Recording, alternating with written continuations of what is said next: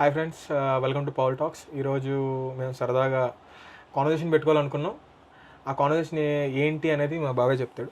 So బాబాయ్, ఏంటి ఈరోజు ఏం మాట్లాడదాం? ప్రజెంట్ ట్రెండింగ్ అంతా పాలిటిక్స్ మీద నడుస్తుంది కాబట్టి టాపిక్ నువ్వే సజెస్ట్ చేయమన్నావు కాబట్టి నేను టాపిక్ పాలిటిక్స్ అని చెప్తున్నా. ఓకే, దాని గురించి డిస్కస్ చేద్దాం. పాలిటిక్స్ గురించి, ఎలక్షన్స్ గురించి డిస్కస్ చేద్దాం. Okay, yeah.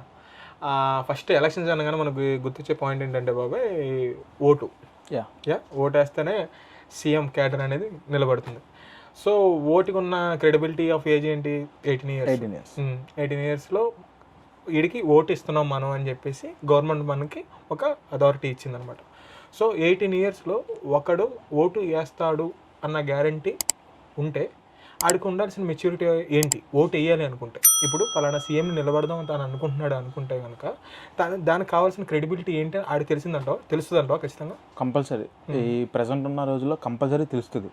ఈ మనం క్లారిటీగా మాట్లాడుకోవాలంటే ఈ ప్రజెంట్ ఉన్న డేస్లో మనం 18 ఏళ్ళ వరకు వెయిట్ చేయం అసలు లోకం తెలియాలంటే.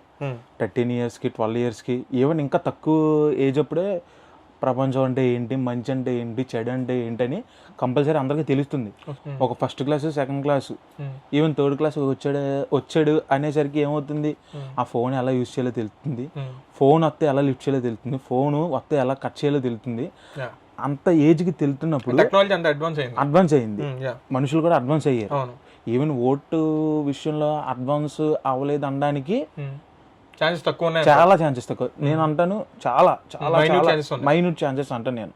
తెలుస్తుంది 18 ఏళ్ళకి ఖచ్చితంగా తెలుస్తుంది, మంచి ఇది చెడు అని తెలుస్తుంది.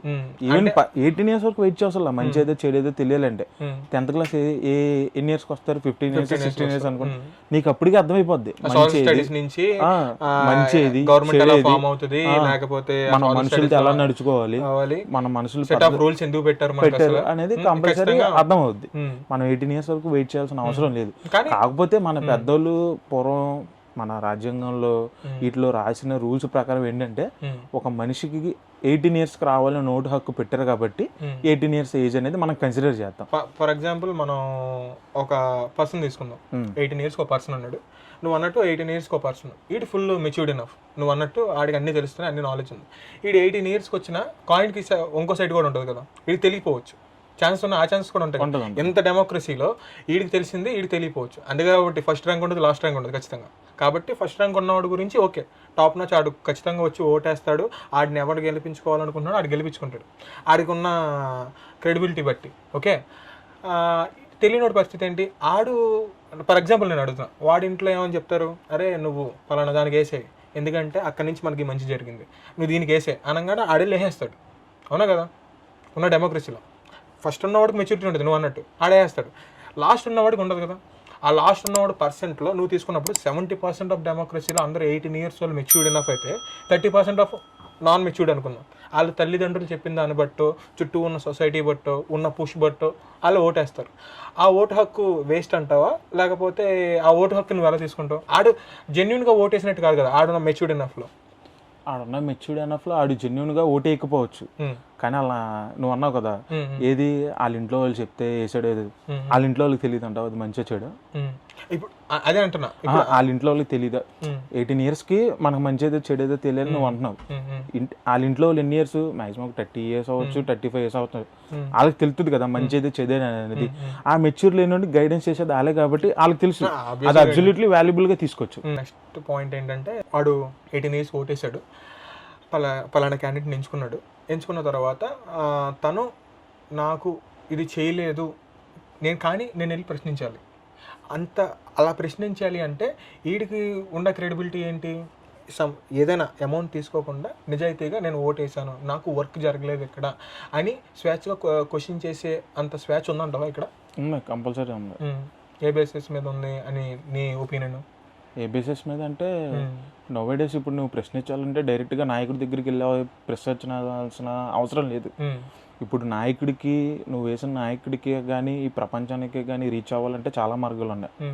సోషల్ మీడియా చాలా ఉపయోగపడుతుంది. అది దాన్ని నువ్వు ఇప్పుడు వెళ్ళి డైరెక్ట్గా నాయకుడిని క్వశ్చన్ చేయాల్సిన అవసరం లేదు. ఇప్పుడు మనం కోవిడ్ టైంలో చూసుకుంటే కనుక ట్విట్టర్ అనేది కానీ ఇది కానీ చాలా చోట్ల చాలా బాగా పనిచేసింది. ఇప్పుడు అలాగే ఇప్పుడు నీకు అన్యాయం జరిగితే నువ్వు ప్రశ్నించు, ట్విట్టర్లో ప్రశ్నించు, అదే I mean social media any platform any platform అని తీసుకుని నువ్వు ప్రశ్నించవచ్చు డైరెక్ట్గా నాయకుడిని. ఇప్పుడు ప్రజాస్వామ్యంలో స్వేచ్ఛ ఉంది కంపల్సరీ. ఓకే బాబాయ్. అండ్ ఇంకోటి వచ్చి ఏంటంటే ఇప్పుడు మనం సీఎం ఎంచుకున్నాం, ఇప్పుడు ఆడుకున్న క్రెడిబిలిటీయా సమ్ ఏదో వాడు ఓటేసాడు, సీఎం అనేది క్యాడర్ వెళ్ళింది. సీఎం క్యాడర్గా ఉన్న తర్వాత సీఎం క్యాడర్ కింద ఖచ్చితంగా సివిల్ ఆస్పిరెంట్స్ ఉంటారు, ఐఏఎస్, ఐపీఎస్, అగ్రికల్చర్ సైడు, తర్వాత హెల్త్ సైడు, వీళ్ళందరూ యాక్ట్స్లో ఉన్న డూ ఆర్ డోన్స్ రెండు మాట్లాడతారు. ఇది కరెక్ట్, ఇది రాంగ్ సార్, ఇది మనకు ఫీజిబుల్గా ఉంటుంది, ఇది ఫైనాన్షియల్గా మనకు డిస్టర్బ్ అవుతుంది. ఖచ్చితంగా ఒక సీఎం క్యాబినెట్ నుంచి అప్రూవల్ బయటకు వస్తుందంటే కనుక కింద కలెక్టర్ రేంజ్లో ఉన్న వాళ్ళతో డిస్కషన్ ఖచ్చితంగా జరుగుతుంది కదా. ఖచ్చితంగా జరుగుతున్నప్పుడు ఇది నేను తీసుకురావాలి అని అనుకుంటున్నాను అంటే కనుక సీఎంకి ఇంకెంత ఉండాలి. ఇప్పుడు నా పాయింట్ ఏంటంటే సివిల్ ఆస్పిరెంట్కి ఇంత క్వాలిఫికేషన్ కావాలి, మరి సీఎంకి ఎంత క్వాలిఫికేషన్ కావాలి. నేను ఇది పెడదాము అనుకుంటానంటే అది మనం మెచ్యూరిటీ సరిపోతుందా, లేకపోతే దానికి ఏమైనా ఎడ్యుకేషన్ క్వాలిఫికేషన్ ఇంకా యాడ్ అవ్వాలంటావా?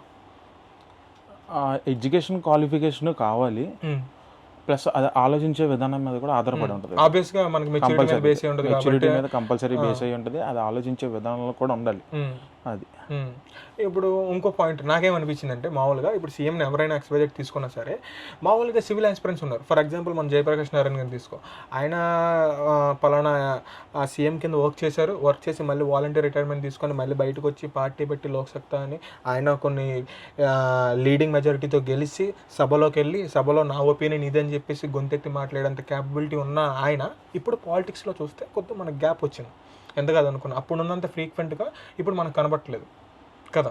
సో ఆయన వచ్చాడు సివిల్ ఆస్పిరెంట్ కింద వచ్చి ఎంతో చేద్దామని అనుకున్నాడు, కానీ అక్కడ కొన్ని క్యాలిక్యులేషన్స్ వర్కౌట్ అవ్వలేదో లేకపోతే ఏం చేద్దాం అనుకున్నదా అక్కడ సమ్ ఇష్యూ జరిగి ఆయన బయటకు వచ్చేసి ఇప్పుడు పాలిటిక్స్కి అంత దగ్గరగా వెళ్ళాడు.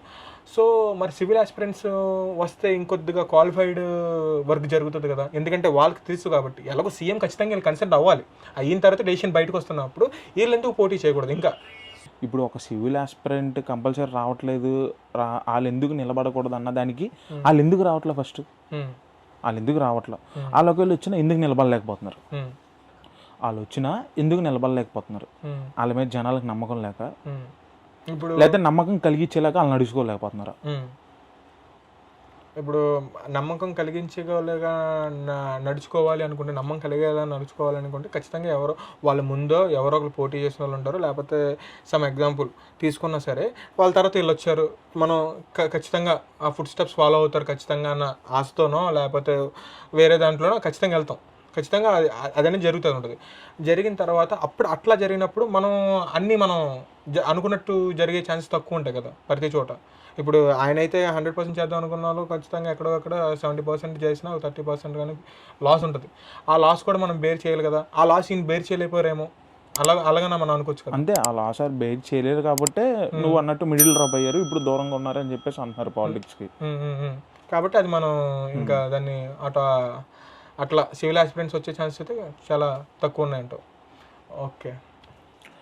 ఓకే బాబాయ్, ఫైనల్గా ఇప్పుడు దాకా ఇన్ని క్వశ్చన్స్ అడిగావు, ఫైనల్గా నేను ఒకటి అడుగుదాం అనుకుంటున్నాను. నేను ఇంత దూరం నుంచి వచ్చావు, హైదరాబాద్ నుంచి వచ్చావు, నువ్వు ఓటేయడానికి వచ్చావు, సరే నువ్వు ఏం చూసి ఓటేస్తావు?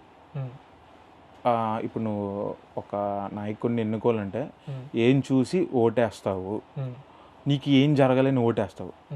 నువ్వు ఎలాగో ఇక్కడ ఉండవు కాబట్టి నథింగ్ నీకు, ఇక్కడ ఏ గవర్నమెంట్ ఫామ్ అయినా ఏదైనా నథింగ్ నీకు. నువ్వు వేసే ఓటు నీ ఫ్యామిలీకి ఉపయోగపడేలాగా, లేకపోతే నీకు ఏదైనా నీకు బెనిఫిట్ అనేది ఉండదు కంపల్సరీ, ఎందుకంటే నువ్వు ఇక్కడ ఉండవు కాబట్టి నీ ఫ్యామిలీకి బెనిఫిట్ అవ్వాలా అనేది ఏం చూసి నువ్వు ఓటేస్తావు?